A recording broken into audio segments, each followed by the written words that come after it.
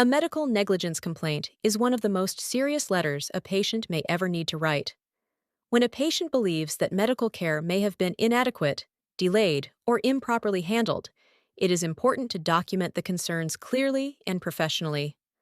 A well-written complaint creates an official record, helps healthcare facilities investigate what happened, and may lead to improvements that prevent similar situations from affecting other patients in the future. A medical negligence complaint is a formal letter submitted to a hospital, clinic, healthcare provider, or patient relations department to report concerns regarding medical treatment received.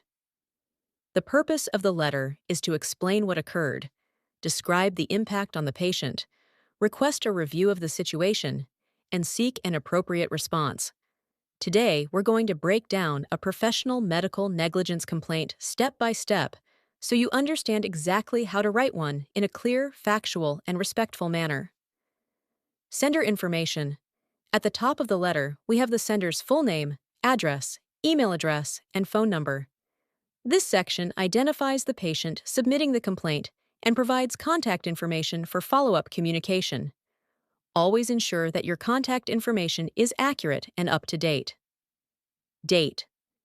Next comes the date, which in this example is June 4th, 2026. The date is particularly important in complaint letters because it helps establish a timeline of events and documents when the complaint was formally submitted. Never leave out the date when filing a formal complaint. Recipient information. Next, we have the recipient's information. Patient Relations Department, Riverside Medical Center, along with the facility's address. This section directs the complaint to the department responsible for reviewing patient concerns and conducting investigations. Including the proper department helps ensure the complaint reaches the appropriate individuals. Subject line. Next comes the subject line. Subject: formal complaint regarding medical care received on April 28, 2026.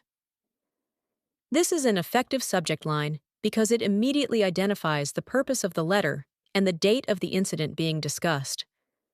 A clear subject line helps the hospital quickly understand the nature of the complaint. Salutation. Then we have the greeting, "Dear Patient Relations Representative." This is a professional and appropriate salutation when addressing a hospital department, rather than a specific individual. Always begin complaint letters with a respectful greeting. Introduction and purpose of the complaint. Now let's move into the first body paragraph. This section immediately explains why the letter is being written. The reader should understand the purpose of the complaint from the very beginning.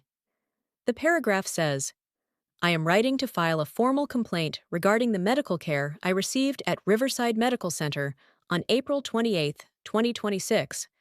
I believe that certain aspects of my treatment warrant a thorough review and investigation by the hospital administration."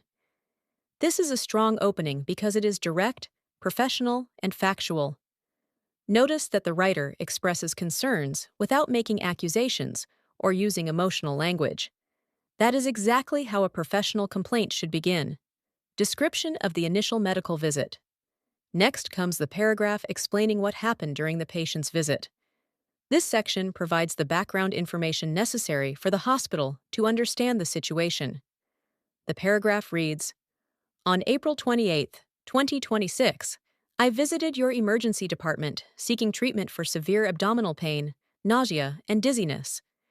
During my visit, I explained my symptoms to the attending medical staff and expressed concern about the intensity and worsening nature of my condition. After a brief evaluation, I was discharged with instructions to rest at home and monitor my symptoms." This paragraph is important because it documents the symptoms, the actions taken by the patient, and the outcome of the initial visit. When writing a complaint, always focus on facts, dates, symptoms, conversations, and events. Avoid assumptions or speculation, subsequent diagnosis, and medical outcome. Now let's move into the next paragraph. This section explains what happened after the initial visit and why the patient became concerned. The paragraph says, "Over the following 2 days, my condition continued to deteriorate, and I sought medical attention at another healthcare facility. After additional testing, I was diagnosed with acute appendicitis and required emergency surgery. According to the treating physician, the condition had progressed significantly by the time I received treatment. This paragraph is very important because it explains the sequence of events and the medical outcome. The reader can clearly see why the patient believes the initial treatment should be reviewed. When writing a complaint, presenting the timeline in chronological order helps make the situation easier to understand. Impact on the patient. Next comes the paragraph discussing the consequences of the situation. This section explains how the events affected the patient physically, emotionally, and financially. The paragraph reads, "As a result of the delayed diagnosis, I experienced considerable pain, emotional distress, additional medical expenses, and an extended recovery period. While I understand that medical professionals must make decisions based on the information available at the time, I'm concerned that my symptoms may not have been fully evaluated during my initial visit." This is a strong paragraph because it explains the impact while maintaining a respectful tone. Notice that the writer acknowledges the challenges of medical decision-making while still expressing legitimate concerns. That balance helps make the complaint sound professional and reasonable. Request for review and investigation. Now let's move into the next paragraph. A complaint letter should clearly explain what action the patient is requesting. The paragraph says, "I respectfully request that Riverside Medical Center review the circumstances surrounding my treatment, including the assessment procedures, medical records, and discharge decision associated with my visit. I would appreciate receiving information regarding the outcome of any review conducted and any steps the hospital may take to address concerns identified during the investigation." This section is important because it clearly states the desired action. Rather than simply expressing dissatisfaction, the writer requests a formal review and response. Always be clear about what you would like the organization to do. Supporting documentation.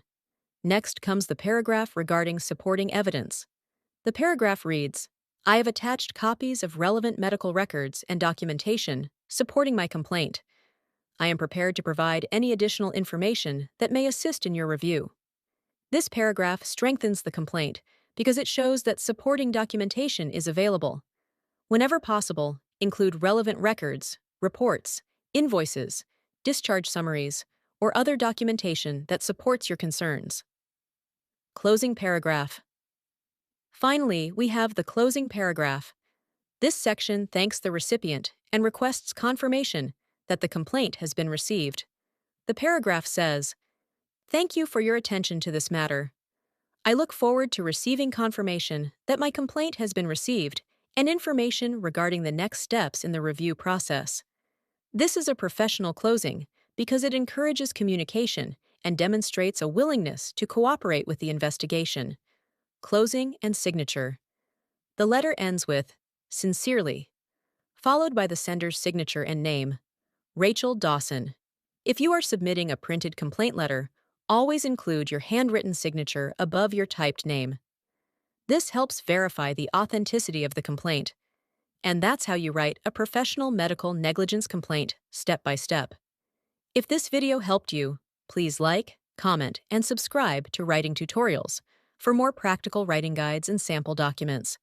Thank you so much for watching, and I'll see you in the next video.